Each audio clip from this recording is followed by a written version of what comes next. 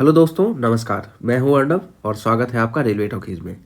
तो दोस्तों, 8th पे कमीशन को लेके हाल ही में 3 बड़े अपडेट्स आ चुके हैं, जो कि तीनों मैं आपके साथ यहां पे शेयर करूंगा। पहला तो यह है दोस्तों कि ऑफिशियल टाइमलाइन रिलीज हो चुका है। मतलब कि अभी हाल ही में मैंने एक वीडियो अपलोड किया था क्वेश्चनेयर के बारे में। तो वहाँ पे क्या है कि क्वेश्चनेयर जो है ये सारे ही ओपन टू पब्लिक है, सेंट्रल स्टेट गवर्नमेंट एम्प्लॉयज़ के लिए भी है। तो सारे ही वहाँ पे अपना अपना डाउट्स डालेंगे या फिर क्वेश्चनेयर में भाग लेंगे। उसके बाद की क्या प्रक्रिया है, कितने स्टेप्स और होने हैं फाइनल रिपोर्ट सबमिशन होने तक, इसको लेके एक कन्फ्यूजन की स्थिति बनी हुई थी, जो कि अब क्लियर हो चुकी है। और ऑफिशियल डॉक्यूमेंट के साथ मैं आपको यहाँ पे दिखाऊंगा कि क्या क्या स्टेप्स और बचे हुए हैं और कितना समय लगेगा, सरकार ने क्या गाइडलाइन दिया है।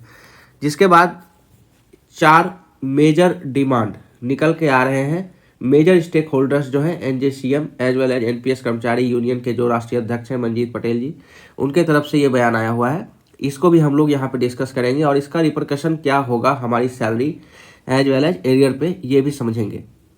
तीसरा दोस्तों, जो सबसे ज़्यादा इम्पॉर्टेंट है कि हाल ही में मतलब परसों लोकसभा में कुछ क्वेश्चंस किए गए थे 8th पे कमीशन को लेके, और जो माननीय एमपी हैं उन्होंने इसका जवाब दिया है, जो कि ऑफिशियल डॉक्यूमेंट में मैं आपको यहीं पे दिखाऊंगा। जो लोकसभा का क्वेश्चन का है उसमें आपको समझ में आएगा कि क्या स्थिति बनी हुई है 8th कमीशन के बेनिफिट्स एज वेल एज जो टाइमलाइन है उसको लेके।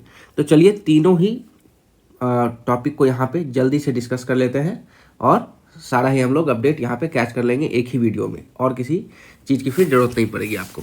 तो चलिए पहला हम लोग ऑफिशियल टाइमलाइन की ओर बढ़ते हैं पहले।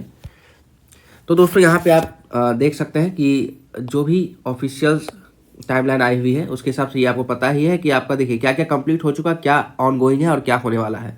पहला आपका TOR जो होता है टर्म ऑफ रेफरेंस, वो 28 अक्टूबर को हो गया था कंप्लीट। चलिए दूसरा 8th CPC का कॉन्स्टिट्यूशन, मतलब कि चेयरमैन डायरेक्टर का भी मैंने आपको अपडेट दिया था, सारा कंप्लीट हो चुका है, अब कुछ नहीं बचा हुआ है। सारे पोस्ट मतलब कि ब्यूरोक्रेट्स के पोस्ट, चेयरमैन के पोस्ट, ऑफिस मिलना, सारा चीज़ हो चुका है कंप्लीट।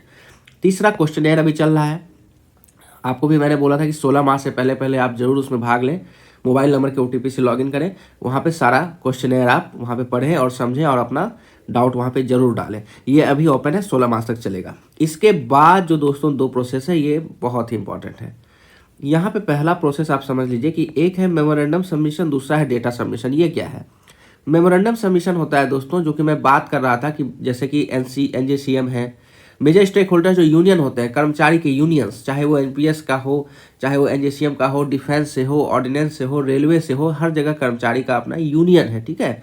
तो उसमें जो बड़े बड़े यूनियंस हैं जिनको की न्योता मिला है इस चीज़ पर डिस्कशन करने के लिए, 8th CPC का जो ढांचा तैयार होगा उस पर, तो वो अपना अपना मेमोरेंडम डालेंगे। समझ रहे हैं ना? अपना अपना डिमांड क्या है उनका, क्या वो समझते हैं कि बेनिफिशियल होगा एम्प्लॉय के लिए, वो अपना अपना मेमोरेंडम सबमिट करेंगे। तो इसका होना अभी बाकी है, डेट अभी अनाउंस नहीं हुआ है। इसी को लेके 25 फरवरी को एक मीटिंग भी रखी गई थी, 25 जनवरी को एक मीटिंग भी रखी गई थी, जिसका अपडेट अभी नहीं आया है, आने के साथ मैं आपके साथ शेयर करूंगा। अगला है दोस्तों डेटा सबमिशन। ये क्या होता है कि मिनिस्ट्री ऑफ फाइनेंस को जो डेटा मिलेगा इस CPC के रिगार्डिंग, वो डिफरेंट डिपार्टमेंट से मिलेगा। जितना डिपार्टमेंट ऑफ आपका जैसे कि डिफेंस है, रेलवे है, हर एक मिनिस्ट्री का अलग अलग डिपार्टमेंट होता है, जहाँ से अलग अलग टाइप के डेटा होते हैं। नंबर ऑफ कर्मचारी, कितने रिटायर होने वाले हैं, या फिर क्या उनका सैलरी से रिलेटेड या अलाउंस में क्या फ़र्क पड़ेगा, सरकार को कितना बजट में एलोकेट करना पड़ेगा, ये सब जानकारी लेने के लिए ये सारा चीज़ यहाँ से डेटा आता है डिपार्टमेंट से। तो वो भी अभी आना बाकी है। ये दोनों मेजर स्टेप्स हैं, ये दोनों अभी कंप्लीट होने बाकी हैं। एक बार जब ये चीज़ आ जाते हैं उसके बाद सबमिट होती है 8th CPC की रिपोर्ट। तब जो है चेयरमैन है, डायरेक्टर है 8th CPC के कमेटी के, वो यहाँ पे डिस्कस करेंगे कि क्या क्या चलिए फिजिबल है, क्या फिजिबल नहीं है, क्या हम मान सकते हैं, क्या नहीं मान सकते। ये सब जो भी उनका डिस्कशन है, ये डिस्कस करके, मगर हाँ, सरकार ने यहाँ पे ये चीज़ क्लियर कर दिया है कि 18 महीने का जो टाइमलाइन था दोस्तों, जो कि ये नहीं क्लियर हो रहा था कि 18 महीना कब से हम लोग जोड़ेंगे, नवंबर से, दिसंबर से, जनवरी से, कब से TOR हुआ, जब से 8th CPC का चेयरमैन चुने गए। तो हाँ, ये यहाँ से बोल दिया गया 3/11/25 से, मतलब 3 नवंबर 2025 से 18 महीने के अंदर अंदर ये रिपोर्ट सबमिट हो जानी है। मतलब आपका 3 मई 2027 से पहले पहले ये रिपोर्ट सबमिट हो जाएगी। और बिल्कुल आप एक्सपेक्ट कर सकते हैं, मैं अब ये एक्सपेक्ट कर सकता हूँ कि 1 जुलाई 2027 से ही आपका 8th CPC का बेनिफिट पे स्लिप मतलब सैलरी स्लिप में देखना स्टार्ट हो जाएगा, एज वेल एज आपको एरियर भी क्रेडिट होना स्टार्ट हो जाएगा। तो अराउंड मई 2027 ये सबमिशन ऑफ रिपोर्ट हो जाना है। तो चलिए अगला फटाक से डिस्कस करते हैं कि ये 4 डिमांड क्या क्या रखी गई हैं। नहीं ठीक है, ये जरूरी है यहाँ पे आपको जानना कि क्योंकि यही डिमांड्स जो है दोस्तों ये मेमोरेंडम में चेंज होता है। ये जो डिमांड्स आज आप देख रहे हो ना, यही आगे जाके मेमोरेंडम में चेंज होगा, यही मेमोरेंडम सबमिट होगा जिस पे पे कमीशन डिस्कस करती है। तो डिमांड्स क्या क्या है आप इसको समझें। पहला है दोस्तों कि इन्होंने कहा है कि 200 दिन का टाइमलाइन दीजिए। हम 18 महीने का टाइमलाइन नहीं मानेंगे, ठीक है, 200 दिन का टाइमलाइन दीजिए, हमें कम टाइमलाइन मांगा है। दूसरा इन्होंने बोला है कि एनुअल इंक्रीमेंट जो हमारी 3% पर ईयर अभी होती है, ये 8th पे कमीशन में इसको बढ़ा के 5% पर ईयर किया जाए। 5% पर ईयर का एनुअल इंक्रीमेंट का डिमांड किया गया है। तीसरा दोस्तों है कि फिटमेंट फैक्टर 2.64 से कम नहीं लेंगे। तीसरा डिमांड है कि 2.64 से फिटमेंट फैक्टर कम नहीं लेंगे, और ये लॉजिकल भी है, और अगर ऐसा होता है तो बहुत ही अच्छा, इससे ज़्यादा मिले तो और भी अच्छा। चौथा जो सबसे महत्वपूर्ण डिमांड है दोस्तों, वो 2017 में लागू हुआ था, 16 से उसका इफेक्ट हुआ था, मिला था बेनिफिट आपको 7th CPC का, उसमें मगर आपको जो एरियर मिला था दोस्तों, एरियर आपको ओनली बेसिक के ऊपर दिया गया था। यहाँ पे ये बहुत ही तगड़ा डिमांड आ रहा है कि इस बार जो हमारा बेनिफिट होगा वो HRA, TA as well as other allowance जो है हमारे, उसको भी कैलकुलेट करके हमें ये बेनिफिट दिया जाए। अगर ऐसा होता है दोस्तों तो more than 2 lakh 2 to 3 lakh फ़र्क जरूर आ जाएगा आपके एरियर में। जो मिलने वाला है उसमें प्लस 2 to 3 लाख फ़र्क जरूर आएगा। ये डिपेंड करेगा लेवल ऑफ पे, मतलब लेवल 1 से लेकर लेवल 12, 13 जो भी 18 तक जाता है, तो जितना जिसका लेवल होगा उतना एरियर बढ़ेगा यहाँ पे।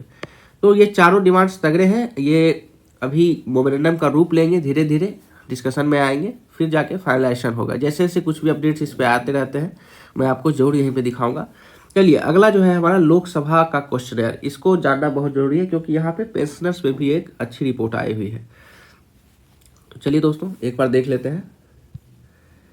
चलिए मैं आपको, ये आप देख सकते हो कि ये 9 फरवरी का ही ये क्वेश्चनर है, और श्री आनंद भदौरिया जी ने इसका जवाब दिया है। 1605 नंबर क्वेश्चन है लोकसभा का। ये पांचों क्वेश्चन मैं आपको 6 क्वेश्चन बता देता हूँ क्या क्या पूछा गया है। पहला क्वेश्चन में ये पूछा गया है कि जो मान लीजिए 31 दिसंबर 2025 से पहले रिटायर करेंगे या उसके बाद रिटायर करेंगे तो उनके पेंशन में क्या कोई फर्क है। दूसरा बोला गया है अगर कोई फर्क है तो इसको बताएं।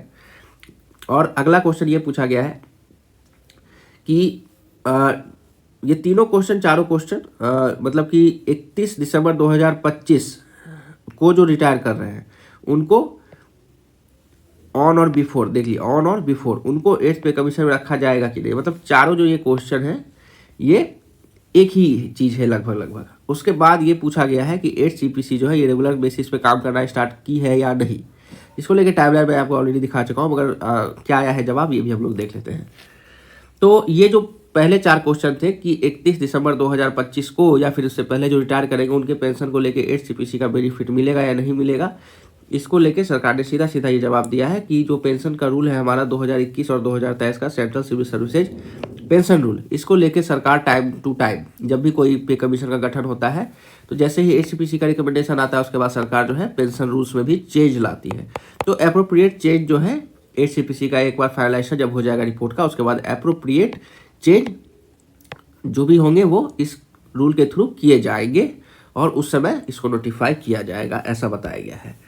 अगला हम लोग देख लेते हैं कि रेगुलर बेसिस का जहाँ पे बात है वहाँ पे यहाँ पे बताया गया है कि government has already notified the constitution of 8th CPC TOR by resolution 3/11/25 as per resolution 3/11/25। Commission will take its recommendation within 18 months, जो कि मैंने आपको बताया 3 मई 2027, मतलब within 18 months of his constitution the 8th CPC has been mandated to make its recommendation of pay, allowances, pension etcetera.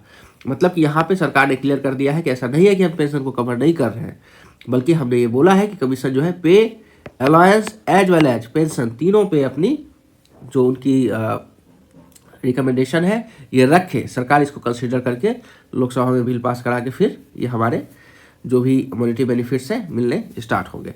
तो चलिए आशा करते हैं दोस्तों ये ऑल इन ऑल अपडेट जो है आपको अच्छा लगा होगा और इन्फॉर्मेटिव लगा होगा। ऐसे ही सारे अपडेट्स के लिए ट्यून अप रही चैनल के साथ, लाइक शेयर सब्सक्राइब करना बिल्कुल मत भूलिए। मिलते हैं फिर किसी नेक्स्ट वीडियो में आपके साथ, तब तक के लिए धन्यवाद।